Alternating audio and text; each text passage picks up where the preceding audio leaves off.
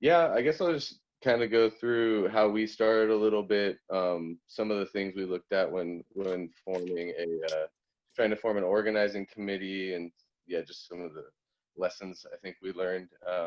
Similar to like what I'm hearing was happening in Chicago.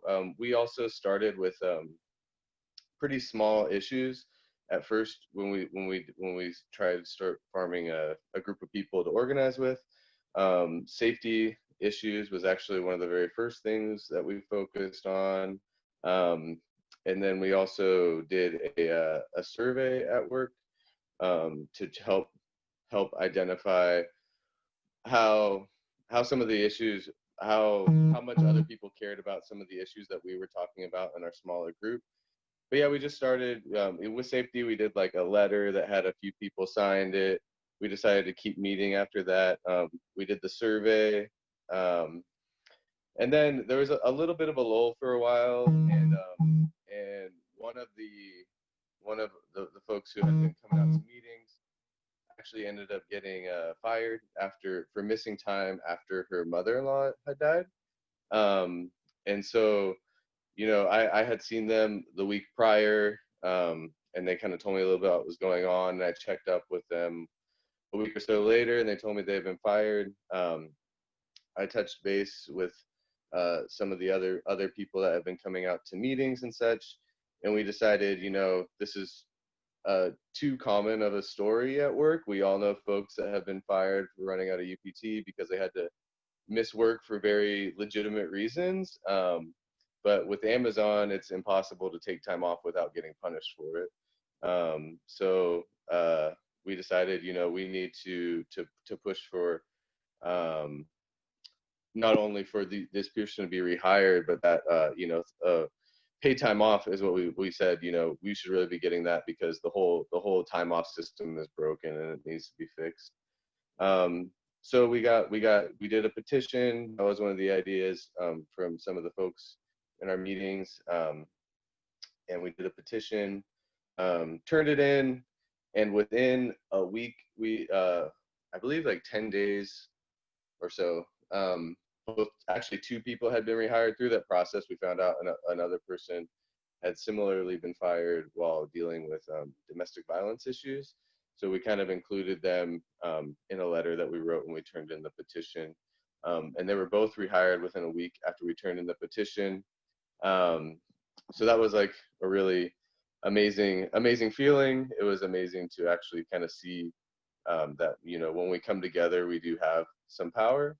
Um, and but after that, we actually kind of thought, well, let's keep on pushing for this paid time off, which Amazon did not address. And we discovered that in California, regular part-time workers were actually entitled to 9 paid days off a year, but Amazon intentionally gives us this special class Q so that they don't have to give us that. And so this was, our we had kind of a lot of energy around it, and so we decided to keep on pushing. We came up with a sort of a better plan this time for what to do after the petition happened. The first go around, we didn't really have much of a very good plan for after we turned in the petition. But we decided, okay, we're going to turn in the petition. Um, After that, we started a public petition campaign for anybody to sign. That ended up getting a couple thousand signatures. And then we decided to make some buttons that said Amazonians United for paid time off, and then hopefully to build towards a walkout. And the buttons played a really important role in that. We weren't just handing out buttons. I mean, we wanted as many people as possible to wear them, but when it was basically kind of testing where people were at. So we would ask folks, okay, do you want to wear a button? If they don't want to wear a button, okay, great. You know, that's kind of the test right there. If they do want to wear the button, then the next question was, okay, so we know these buttons themselves aren't going to get us paid time off. Um, if we were going to escalate to something like a walkout, would you be willing to participate in that? Um, and then if folks said yes, we would get contact information, follow up with them. And so we kind of hit all our check marks through through that process, and we're eventually able to build towards a walkout. In December, we had about 30% of our shift walk out on December 23rd in 2019. And so yeah, that was kind of the main story for our biggest action here in Sacramento. Um, it's been amazing just seeing like how obviously that walkout itself isn't what got us paid time off. The folks in Chicago took up the fight, and it was really only after kind of the movement sort of spread to other cities. Chicago, I think in New York, there was also similar demands in your petition around either sick leave or paid time off. And it was only after that we actually won. And yeah, like Vanessa was saying, it's it's been a bit of a bittersweet thing because they are taking away sick leave now.